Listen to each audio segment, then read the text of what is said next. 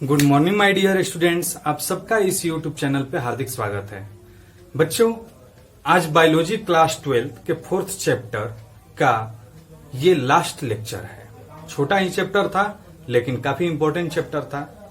आज के लेक्चर का मुख्य बिंदु हम लोग देखेंगे एसटीडी यानी कि सेक्सुअल ट्रांसमिटेड डिजीज क्या है। दूसरा पॉइंट देखेंगे एमनियोसिंथेसिस टेस्ट, वो एक प्रकार का टेस्ट है जो कि जन्मजात रोग इत्यादि की जांच के लिए उसका इस्तेमाल किया जाता है।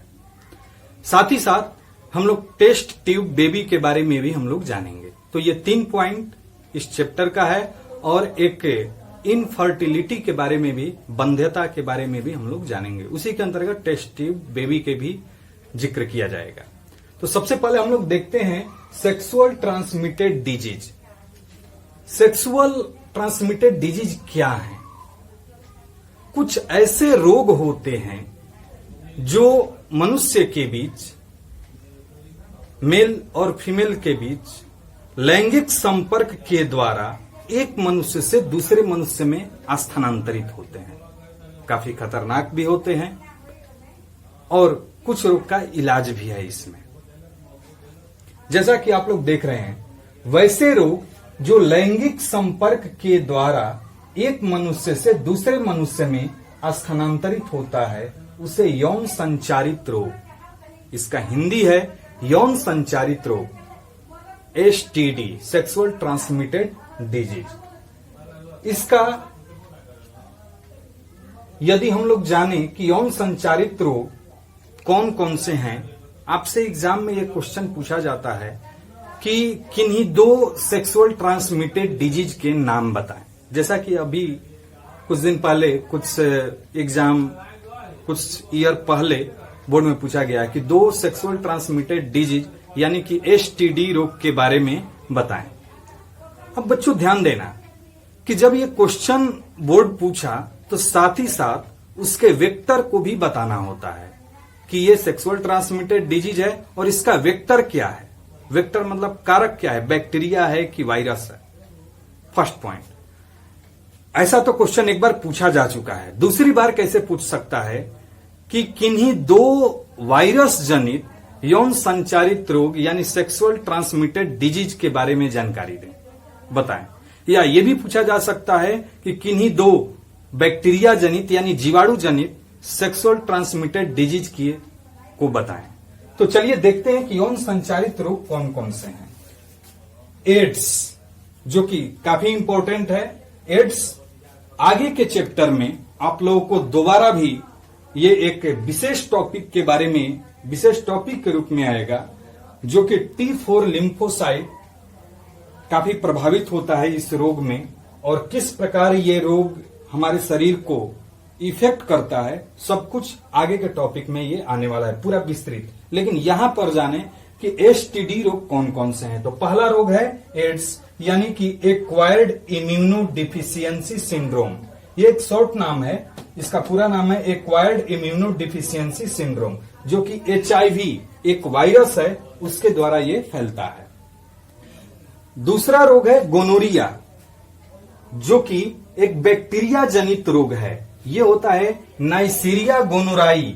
आप यहां पर ये जो गोनोरिया है ये क्या है, आप ध्यान रखिएगा, ये एक बैक्टीरिया जनित रोग है। ये वायरस जनित रोग है लेकिन ये बैक्टीरिया जनित रोग है। और कौन सी बैक्टीरिया? नाइसीरिया गोनोराई। आपका ऑब्जेक्टिव प्रश्न भी ये पूछा जा सकता है बच्चों। तीसरा है सिफिलिस, सिफाइलिस ऐसे इसका प्रोनाउंसिएशन है, सिफाइलिस, जो कि ट्रिपोनीमा पैलिडम, ट्रिपोनीमा पैलिडम। आप 1-2 बार ध्यान से एक बार बोलने की प्रैक्टिस करेंगे, ट्रिपोनीमा पैलिडम। आपका ऑब्जेक्टिव प्रश्न है ये भी जो है एक बैक्टीरिया जनित रोग है। क्लियर है बच्चों?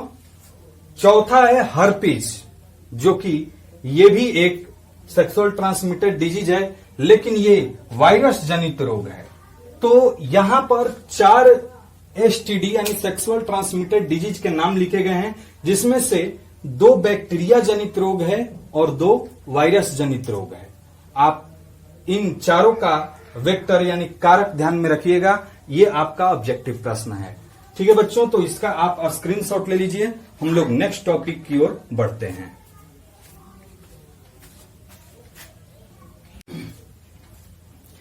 बच्चों नेक्स्ट जो टॉपिक है वो है हमारा एमनियोसिंटेसिस। एमनियोसिंटेसिस एक जांच प्रक्रिया है। नाम पर ध्यान रखिएगा, एमनियोसिंटेसिस। एमनियो से एमनियोटिक फ्लू को ध्यान में रखना है। एमनियोटिक फ्लूइड क्या है कि जब गर्भाशय में शिशु विकसित हो रहा होता है तो वो एक झिल्ली में बंद रहता है और उस झिल्ली में एक विशेष प्रकार का द्रव होता है जिसे कहते हैं एमनियोटिक फ्लूइड। तो ये एक जांच प्रक्रिया है, लेकिन वर्तमान समय में इस जांच पर पूर्णतः प्रतिबंध लगा दिया गया है। प्रतिबंध लगाना क्यों उचित हुआ, क्यों प्रतिबंध लगाया गया, और जब प्रतिबंध ही लगाना था तो क्यों लाया गया, इन दोनों बातों को समझिएगा।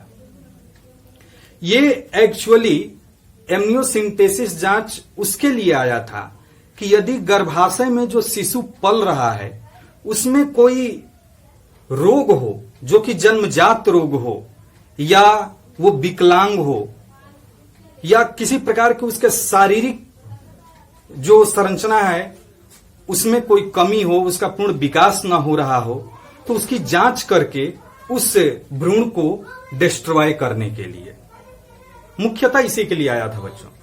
लेकिन आगे चलकर क्या होने लगा कि इस एमनियोसिंटेसिस जांच में जो डीएनए का टेस्ट किया जाता था, लोग उसको लिंग जांच कराने में करने लगे कि जो शिशु पल रहा है, गर्भाशय में पल रहा है, उसका जो 23वां जोड़ी क्रोमोसोम है वो क्या है, XX है कि XY है, ये पता चल जाता था। यदि XX था तो वो फीमेल भ्रूण था, यदि XX था तो फीमेल भ्रूण था, और XY था तो वो मेल भ्रूण था, और इस पर मादा भ्रूण हत्या बढ़ने लगा। अब ये सब जब गवर्नमेंट के नजर में आया तो ये एमनियोसिंटेसिस जांच को पूर्णतः रोक लगा दिया गया। इसमें क्या किया जाता है, इसको हम लोग एक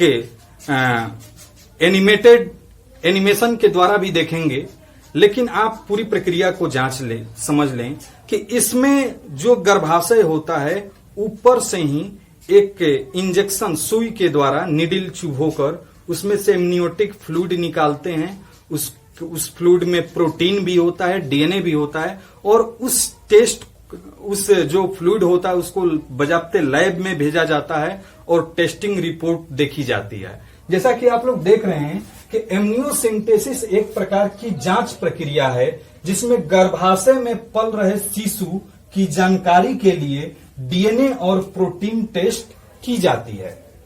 इस विधि में गर्भाशय से सुई द्वारा एमनियोटिक द्रव यानी एमनियोटिक फ्लूइड को द्रव की डीएनए टेस्ट की जाती है। अब ये भी पॉइंट, परंतु आधुनिक समय में इस विधि का उपयोग भ्रूण के लिंग जांच में किया जाने लगा, जिस कारण भारत सरकार ने इस जांच पर पूर्ण प्रतिबंध लगा दिया। तो बच्चों, एमनियोसिंटेसिस जांच पर आपको टिप्पणी लिखने को आ सकता है, इसलिए आप छोटा सा इसको आप स्क्रीनशॉट ले लें और इसको नोट कर लीजिएगा। Of amniocentesis, location of the fetus is determined by a technique called sonography to prevent accidental damage to the fetus. A fine hollow needle is passed through the abdominal and uterine wall of a pregnant female into the amniotic cavity. A small amount of amniotic fluid is withdrawn. It contains fetal skin cells and a number of proteins, especially enzymes. The cells can be cultured in vitro for further examination. बच्चों, next जो हमारा topic है वो है infertility, बंध्यता यानी कि बांझता।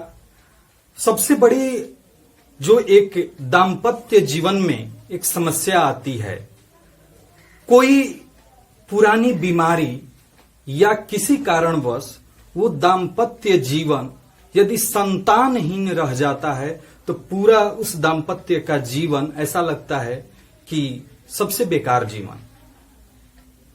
किसी कारणवश, जैसे कि आप जानते हैं कि हमारे शरीर में ऐसे ऐसे ऑर्गन हैं, उसमें कोई भी डिस्टर्ब हो जाए, जैसे कि मादा में जो फैलोपियन ट्यूब है वो किसी पॉइंट पर वो यदि डिस्ट्रॉय हो जाए या कहीं पर गांठ बन जाए तो किसी भी स्थिति में वहां पर निषेचन क्रिया नहीं हो सकती। ऐसी बहुत सारी समस्याएं हैं जिसकी वजह से कोई दाम्पत्य संतानहीन रह सकता है। आप लोग देखे भी होंगे। लेकिन जो आधुनिक समय है, आधुनिक समय में बहुत सारे ऐसे तकनीक विकसित किए गए जिसमें कि संतानहीन संभावना कम रहे, जिसमें कि एक महत्वपूर्ण जो तकनीक है वो है टेस्ट ट्यूब बेबी। कौन सा तकनीक है? Test tube baby. इसके बारे में हम लोग जानेंगे। टेस्ट ट्यूब बेबी का हम लोग एनिमेशन भी देखेंगे कि किस प्रकार टेस्ट ट्यूब बेबी तैयार किया जाता है। इन विट्रो फर्टिलाइजेशन के द्वारा टेस्ट ट्यूब बेबी तैयार किया जाता है। लेकिन सबसे पहले थोड़ा सा ये पॉइंट आप लिख लीजिएगा कि जब किसी स्त्री पुरुष के दाम्पत्य जीवन में कोई संतान नहीं होता या किसी कारण संतान उत्पन्न करने में असमर्थ होते हैं तो उसे बंध्यता या बांझता या इनफर्टिलिटी कहते हैं। उपाय: आधुनिक समय में विभिन्न प्रकार के तकनीक के द्वारा कोई भी दाम्पत्य जीवन संतानहीन नहीं रह सकता। आधुनिक समय में बंध्यता के निवारण के लिए सबसे उपयुक्त उपाय परख नली शिशु यानी कि टेस्ट ट्यूब बेबी है, और उसी को हम लोग विस्तृत कि टेस्ट ट्यूब बेबी क्या है उसको हम लोग अभी देखते हैं। आप इसका स्क्रीनशॉट ले लीजिए।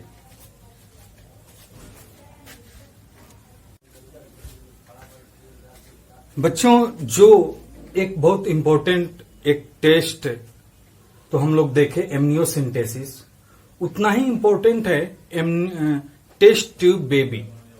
टेस्ट ट्यूब बेबी क्या है, इसको हम लोग अभी पीछे देखे कि ये कब अपनाया जाता है, किस स्थिति में होता है। बहुत सारे ऐसे दिक्कतें आ जाती है जिसमें कि जो दाम्पत्य जीवन है वो जब संतानहीन हो जाता है, जबकि उस दाम्पत्य की में जो मादा है उसमें अंडाशय भी पूर्ण स्वस्थ है, यानी कि जो ओवम है वो मैच्योर हो रहा है, निकल रहा है, और उस पुरुष के, उस दाम्पत्य पुरुष के भी शुक्राणु बिल्कुल स्वस्थ हैं। फिर भी कुछ कंडीशन ऐसे हैं जैसे फैलोपियन ट्यूब कहीं पर मुड़ गया तो वैसी स्थिति में भी संतानहीनता की समस्याएं आती है। तो विशेषकर इसी स्थिति में टेस्ट ट्यूब बेबी का उपयोग किया जाता है। इसमें किया जाता है जैसा कि आप देख रहे हैं कुछ स्त्रियों में, मैं बता दूं कि ये जिस प्रकार से किया जाता है इसका हम अभी एनिमेशन भी देखेंगे कि किस प्रकार ये किया जा रहा है।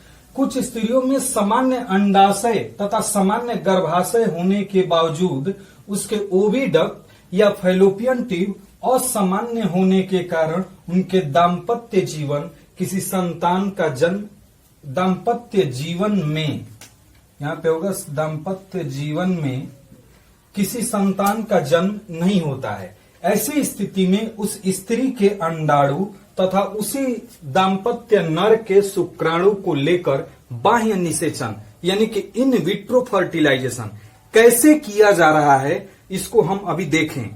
जैसा कि ये पता है कि ये इन विट्रो फर्टिलाइजेशन है। सबसे पहले जो मादा के जो अंडाशय है, सामान्यतः यह देखा गया है कि एक मंथ में एक अंडाशय से एक अंडाणु निकलता है। आप देखिए, थोड़ा सा इसी पर एनिमेशन देख लेते हैं कि आपको पता है कि सामान्यतः हर मंथ अंडाशय से एक अंडाणु निकलता है। तो जब टेस्ट ट्यूब बेबी तैयार करना होता है तो उसको कुछ ऐसे हार्मोनल इंजेक्शन दिए जाते हैं कि उसके अंडाशय से एक साथ कई अंडाणुओं का निर्माण हो, और उस अंडाणु को, जैसा कि आप देख भी रहे हैं, उस अंडाणु को हम लोग इंजेक्शन के द्वारा बाहर ले लेते हैं।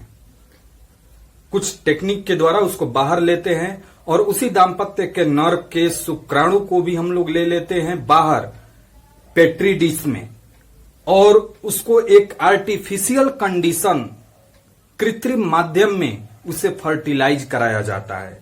क्योंकि फर्टिलाइजेशन तो फैलोपियन ट्यूब में होना था और फैलोपियन ट्यूब डिस्टर्ब हो गया, तो उसको हम बाहर जब निषेचन कराए तो इसको कहेंगे इन विट्रो फर्टिलाइजेशन, IVF। एक बार आपसे पूछा गया है कि IVF और in vivo fertilization, in vivo fertilization में होता है अंतः निषेचन, तो उसको हम कृत्रिम माध्यम में फर्टिलाइजेशन कराकर फिर उसी दाम्पत्य के मादा के गर्भाशय चूंकि स्वस्थ है तो उसमें हम लोग ट्रांसफर कर देते हैं, जो डॉक्टर है उसे ट्रांसफर कर देते हैं। अब ये ट्रांसफर कई तरीके से होता है, जैसा कि आप देखें, बाह्य निषेचन, इन विट्रो फर्टिलाइजेशन कृत्रिम माध्यम में कराया जाता है। तत्पश्चात जाइगोट को 2 से 3 दिन बाद उसी दाम्पत्य मादा के गर्भाशय में स्थापित कर दिया जाता है।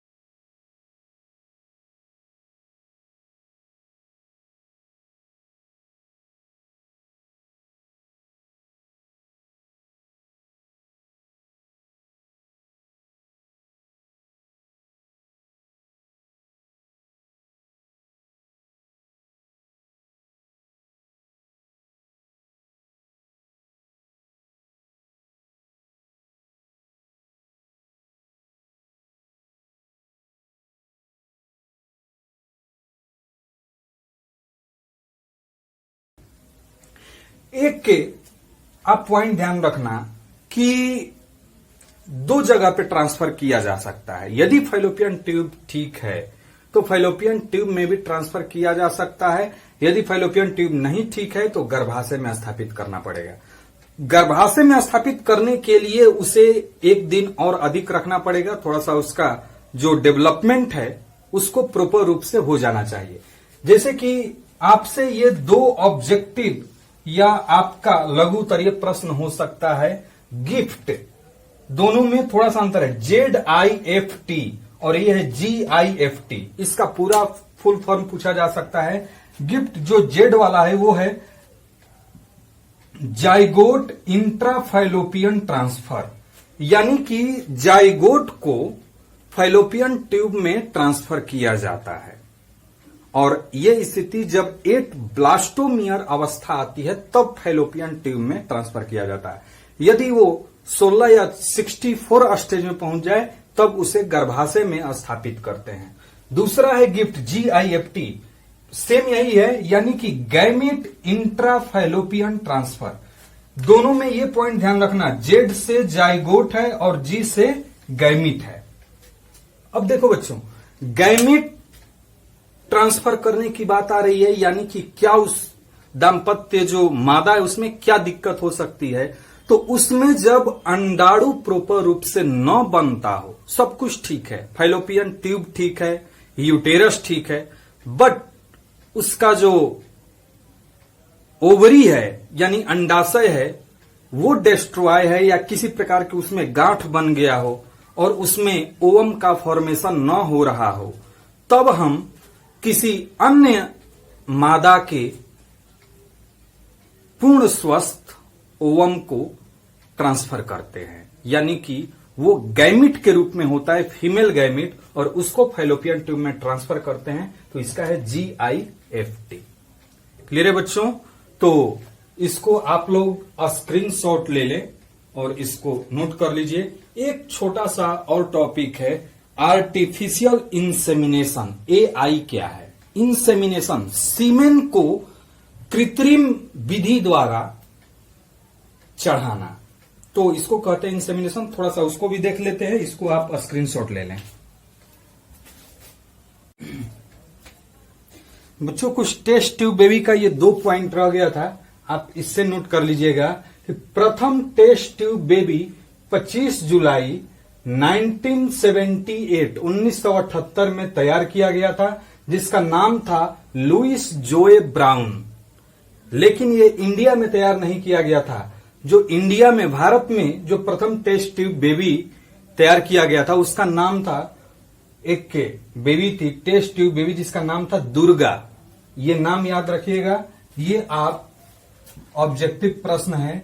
ये फर्स्ट इंडिया में टेस्ट ट्यूब बेबी जो तैयार किया गया था उसका नाम है दुर्गा।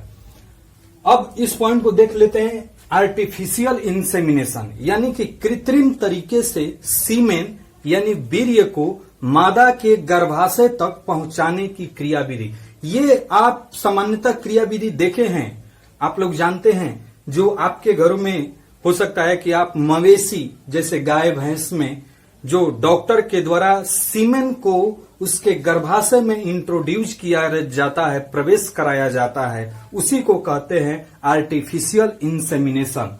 जैसा कि आप देख लीजिए AI का मतलब है आर्टिफिशियल इंसेमिनेशन में हस्बैंड या हेल्दी डोनर कोई भी हो सकता है, हस्बैंड भी, या कोई अन्य पुरुष जो कि पूर्णतः स्वस्थ हो, से स्पर्म यानी शुक्राणु एकत्र कर फीमेल के वेजाइना या यूटेरस में आर्टिफिशियली उसको किसी टूल्स के द्वारा, जो कि मानव निर्मित टूल्स हैं, उस टूल्स के द्वारा आर्टिफिशियली इंट्रोड्यूस यानी प्रवेश कराया जाता है। तो बच्चों इस चैप्टर का ये लास्ट टॉपिक था। आप इस तरीके से ये पूरी इकाई खत्म होती है। अब हम लोग जो अगला इकाई है आनुवांशिकता, उसको भी हम अब शुरुआत कर रहे हैं। ठीक है बच्चों, इसको आप स्क्रीनशॉट ले लीजिए। ये था इस चैप्टर का लास्ट लेक्चर।